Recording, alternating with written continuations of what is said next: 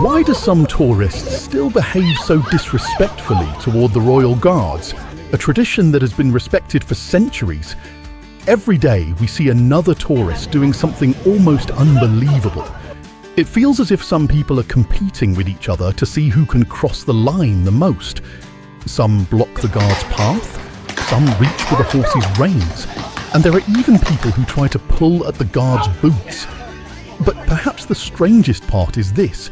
Instead of stepping in or warning them, dozens of people around them simply take out their phones and start recording. So when will these scenes finally come to an end? And how can this kind of disrespect actually be prevented? Today, we are not only going to talk about what happened, we are also going to discuss possible solutions. And I really want to hear your thoughts as well. What do you think could solve this problem? Write your ideas in the comments, because maybe the best solution is the one you already have in mind. In our previous videos, we asked you a simple question. What do you think is the main reason behind this kind of disrespect? One of the most common answers in the comments was the desire to become famous quickly. Many of you mentioned young people who push the limits just to get a reaction, hoping that a few seconds of shocking footage on social media might make them popular. But when we look more carefully at these clips, we can see that this is not only about young people. Among those behaving disrespectfully toward the royal guards and their horses, there are also many older tourists. In some cases, the very people who should be setting an example are the ones ignoring even the most basic rules. And that makes you wonder, are young people really being influenced only by social media? Or are they starting to see this kind of behavior as normal because of what they witness around them? Because when an adult blocks a guard's path, touches a horse, or ignores the warning signs in front of dozens of people, what message does that send to the younger people watching? Doesn't it quietly tell them the rules here are not that important? Maybe the problem is not just a few careless tourists. Maybe the real issue is that this behavior is slowly becoming normal. One person crosses the line, people around them laugh, someone records it, and then the same clip reaches millions on social media. After a while, even something clearly wrong can begin to look like normal tourist behavior in some people's eyes. That is why today, we are not only asking who is being disrespectful, we are also asking why these incidents seem to be happening more and more often. In response to this kind of disrespect, the guards often give a loud and clear warning. But sometimes, the strongest response does not come from the guard first. It comes from the horse. And not to everyone, but to certain tourists who push the limits too far, these horses can give a lesson they will not forget easily. Because these are not ordinary animals. These horses have spent years working in crowded public spaces. They are highly intelligent, and they can read a person's approach, body language, tension and behavior extremely well. When a tourist gets too close to a horse's face, reaches for the reins, or does something that makes the horse uncomfortable, sometimes the horse makes its own boundary very clear. Let's be honest, when we see a disrespectful tourist getting bitten by a horse or receiving a strong reaction, many of us quietly think, well, they deserved that. But not everyone agrees. In some comments, people say this is completely unacceptable.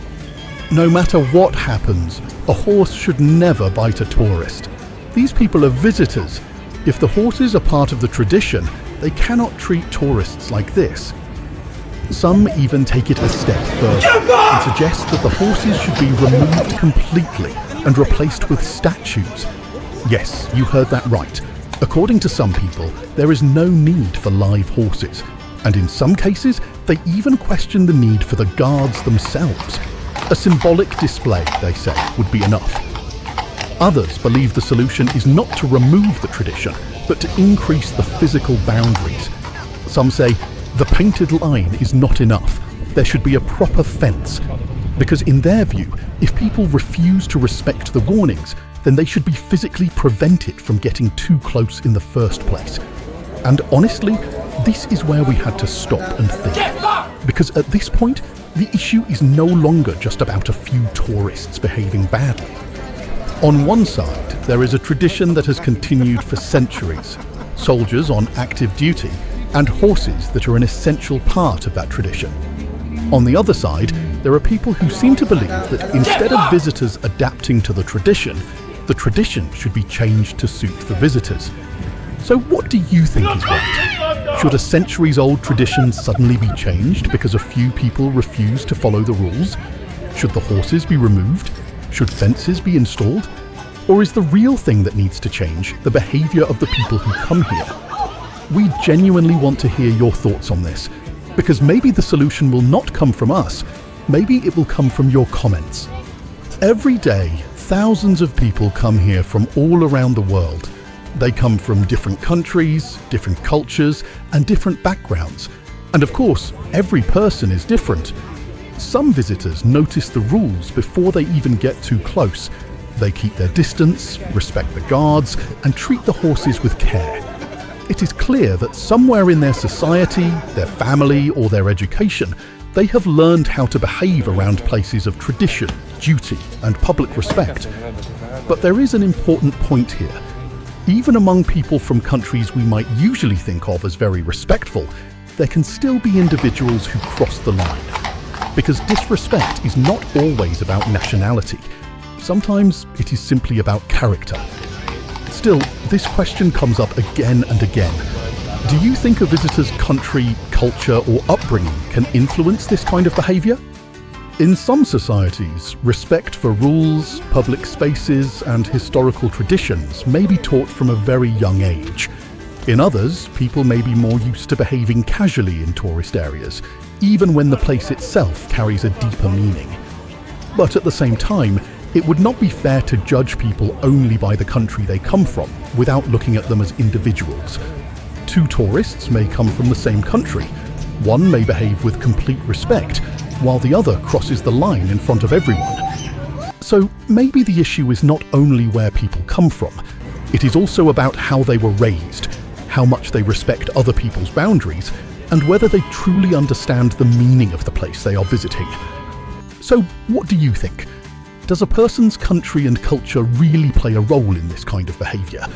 Or is respect something every individual should carry within themselves, regardless of nationality?